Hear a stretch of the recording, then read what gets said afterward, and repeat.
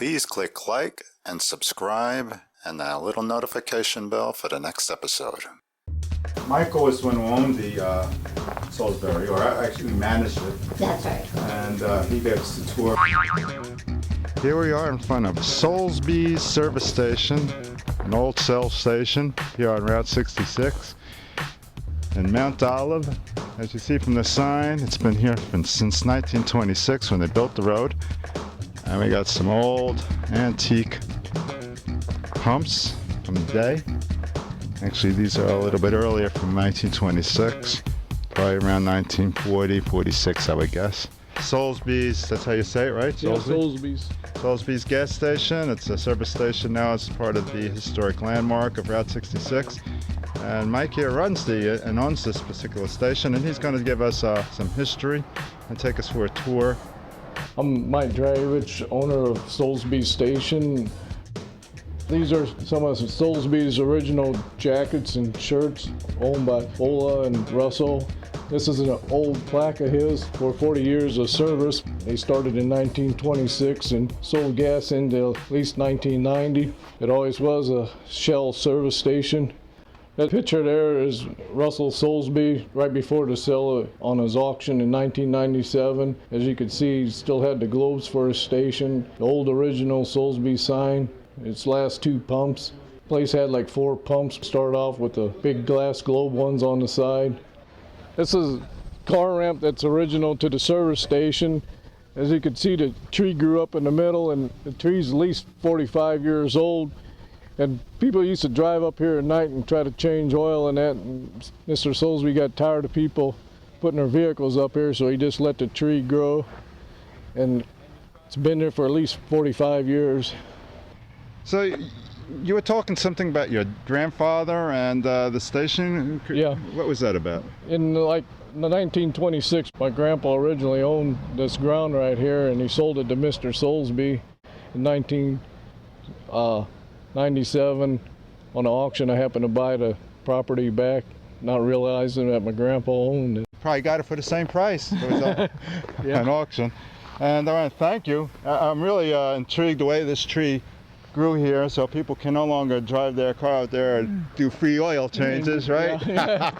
And I want to thank you very much, Mike, for showing us your gas station and Sure. sharing the history with us. It was original quick lube, I guess. Right, Henry's. Oh, your rabbit place. Henry's That's is it. the rabbit place. Oh, Henry's was such a unique place. I mean, he's really a nice guy, too. Extremely. You have to stop there. If not for the rabbit.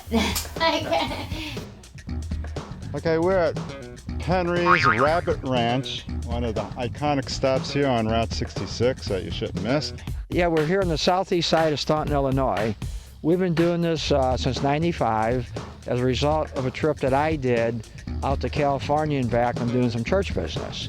And our sign here is a takeoff from the Route 66 icon out in Joseph City, Arizona, called the Jackrabbit Trading Post. Behind me here, we have the famous Route 66 icon truck line, Camel 66. This is all original. They started the same year as Route 66 in 1926, and they lasted 1 year longer till 1986, March the 3rd. Okay, now here we're at the signs that belong to the Friends of the Mother Road.